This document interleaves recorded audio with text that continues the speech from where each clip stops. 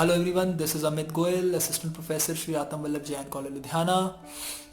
आज फिर मैं आप लोगों के साथ एक स्टोरी शेयर करने जा रहा हूँ। ये स्टोरी मैंने 3-4 साल पहले यू कैन विन एक बुक आती है शिव खेड़ा की, उसमें से पढ़ी थी। पर्सनली ये स्टोरी मुझे बहुत ज़्यादा इंस्पिरेशनल लगती है।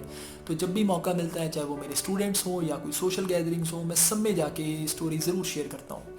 तो सोचा आप लोगों के साथ भी स्टोरी शेयर करी जाए। मुझे उम्मीद है कि आपको भी इससे थोड़ी बहुत मोटिवेशन तो ज़रूर मिलेगी। तो दोस्तों, होता क्या है कि एक बार आसमान में से एक बाज यानी कि एक ईगल का अंडा नीचे ज़मीन पर मुर्गी के अंडों में जा गिरता है। तो with the passage of time, जैसे जैसे वो मुर्गी के अंडे फूटते हैं, उनमें से चूजे जन्म लेते हैं, वैसे ही वो जो ईगल का अंडा है वो भी फूटता है और उसमें से एक ईगलेट यानी कि एक ईगल का बच्चा जन्म लेता है।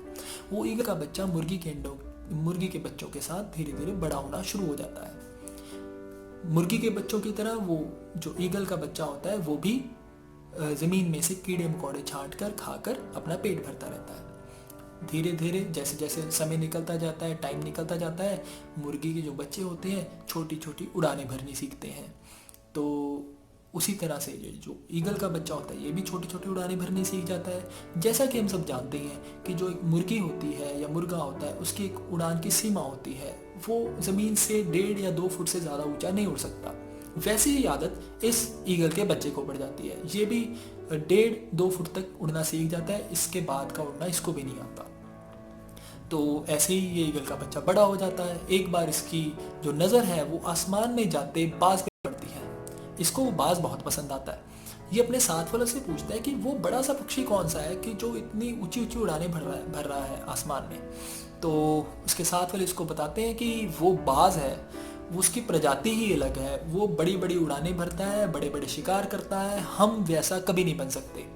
तो विदाउट एनी सेकंड थॉट ये जो ईगल का बच्चा होता है, ये बाज का बच्चा होता है, ये एक्सेप्ट कर लेता है कि भाई मैं इसी तरह ज़मीन पे ही रहूँगा, कीड़े मकोड़े खाकर बूढ़ा होकर मर जाऊँगा। और ऐसा ही होता है कि वो with the passage of time वो कीड़े मकोड़े खाकर अपना पेट भरता रहता है और बूढ़ा होकर मर जाता है। तो दोस्तों, हमने देखा कि इस स्टोरी में कि जो एक बाज का बच्चा था जिसको बड़ी बड़ी उड़ानें भरनी थी, बड़े बड़े शिकार करने थे, वो अपनी अंदर की जो पावर है, जो एनर्जी है, जो उसकी कैपेबिलिटी, उसको पहचाने बिना ही सारी उम्र वो चूज़ों में रह रहकर अपनी ज़िंदगी सारी निकाल देता है और आखिर में मर जाता है।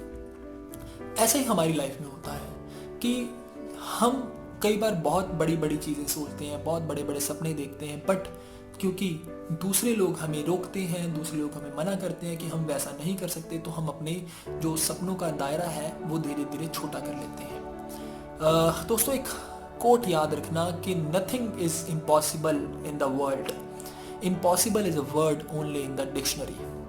तो मैं यही कहना चाहता हूँ कि हमेशा बड़ा सोचो, दूसरों की बातों में मत आओ, dream big, think big, you will become something big in your life.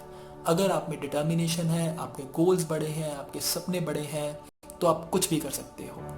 तो इसी के साथ मैं अलविदा कहता हूँ आप लोगों को। फिर मिलेंगे किसी और मोटिवेशनल स्टोरी के साथ। Thank you very much.